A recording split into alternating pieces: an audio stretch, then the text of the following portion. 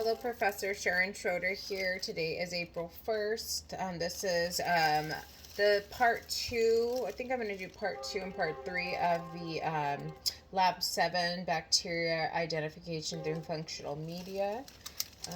Or actually, no, I'm sorry. Lab 6. And this is biochemical testing for micro identification. And today is April 4th because I'm going to be doing both of those. So I'm going to go ahead and start. I have my area all cleaned. This is part two, the methyl red testing. So I went ahead and checked my MRVP broths after it's been a little over 48 hours. The turbidity for both of them, it looks like all the growth is at the top. I don't know if that's how it's supposed to look, but it kind of looks like oil in water or oil in vinegar. That one was the S. epidermidis. This one is the E. coli. So I let it set for a little bit longer than 48 hours to see if anything changed, and I didn't see any changes. So I'm going to go ahead and do the methyl red testing. So I wipe down, wash my hands. I have everything. And I've already separated, because in this part it says to separate, have 4 of the tubes, and we had already discussed this in our phone call that I was going to have to use 2 of the MRVP broths that were included in my kit because I didn't have enough tubes. So I've already basically, let me see here, divided. So I have 2 of each tube, 2 E. coli and 2 S. epidermidis. So let me see here. You should have, and then in one of them, of the E. coli, I had a little bit of a spill, so it's not going to be an equal part on one of them, but the other ones all look equal. So the methyl red agent is this. Let me see here. So pipette 7 drops of the methyl red agent into one of the E. coli and one of the S. epidermidis. So I have one of each right here in front. 7 drops. Okay.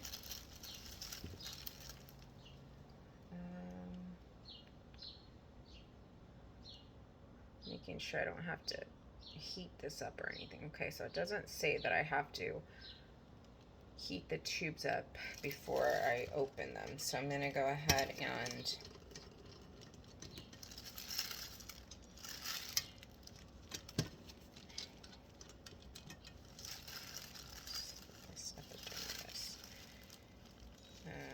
okay, so 7 drops of the methyl red into each one. So let me get this. Ugh. I don't know. This doesn't have very much liquid in it. Let me see here. Why am I having a hard time? Okay. So this should be enough. 1, 2, 3, 4, 5, 6, 7. And then 1, 2, 3, 4, 5. Let me get some more of the liquid. Oh my goodness. I don't give you very much. 5, 6, 7. Okay. So immediately observe the color of the broth after adding the drops. So I'm going to cap these back up real quick before I take a look at them. Okay. So it's interesting because now I can see the particles in the solution, the E. coli and the S. epidermidis. And the color, I don't have my glasses on, so it's a little like orangish brownish on the top, where the like I said, the oily substance looking stuff was. It kind of stayed up top. It didn't really go down to the bottom. So that's that. Take a photo of the results. So I will be doing that after my recording. Use the 2 remaining test tubes for the Voges Procure test. So this is going to be part 3 we're moving on to now. So remove the tip of the Barrett agent. So this didn't come with a tip. It just came in a little bottle. So let me put that over there. Get a new pipette. This is a Barrett agent. Let me flip this around so I don't mess anything up. So I have my 2 new, the S. epidermidis and the E. coli. Okay. Place the tubes in the test tube holder. Okay, hold on. Remove the agent. Add 12 drops in each tube and gently swirl the test tube. Okay, so for these 2, the Barrett agents A, okay, it wants 12 drops each. Okay, and then after this, we're going to wait for 30 minutes to let it incubate and then come back to our results for this. Okay, so I believe this is easier than the last one. Let me just double check. Okay, 12 drops to each test tube. Okay, so 1, 2, 3, 4, 5, 6, 7, 8, 9, 10, 11, 12. Okay. 1, 2, 3, 4, 5, 6, 7, 8, 9, 10, 11, 12. Okay. I'm going to go ahead and put this over here. Cap this back up. Okay. So it says, okay, add 12. Gently mix by swirling the test tube.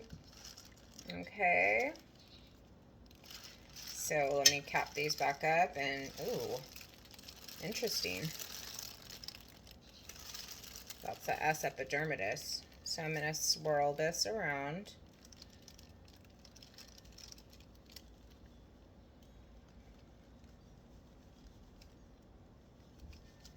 Okay. And then now the E. coli.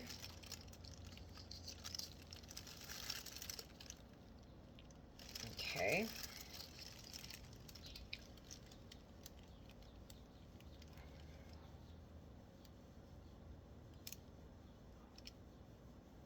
Okay, so I guess we're gonna add the agent, the Barrett's B reagent into these again. Okay. So let me see. So add 4 drops into each. Okay. Remove the tip. Okay, so let me get this pipette. The Barrett Agents B. Okay, it's a little blurry. So we did that. Okay. So 4 drops in each. Oh, let me take the tops off. So 1, 2, 3, 4. Okay. This is the S. epidermidis, and now the E. coli. 1, 2, 3, 4. Okay. Oh, wow. Pretty cool. Okay. So let me cover this up. It says to gently shake the tubes. Shake the tube gently for 30 seconds to expose the contents to oxygen. Okay. So let me shake these gently. I'm excited to see what it looks like when we're done here. And then after this, I'm going to be placing the tubes in a test tube holder and let them sit for 30 minutes. Okay. So then after that, I will come back with the rest of the video. Or let me see if I'm gonna have to do any more. Okay, so I think that's been about 30 seconds that I've been shaking this. Let me see here.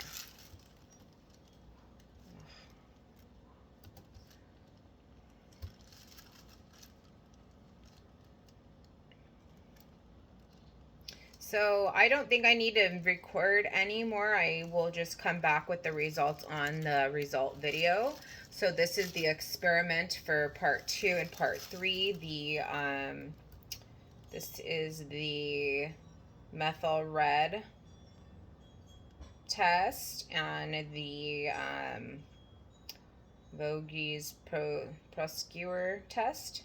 So I'm going to let these sit for 30 minutes, and I will record my data and the data sheet, and then I will make a result video.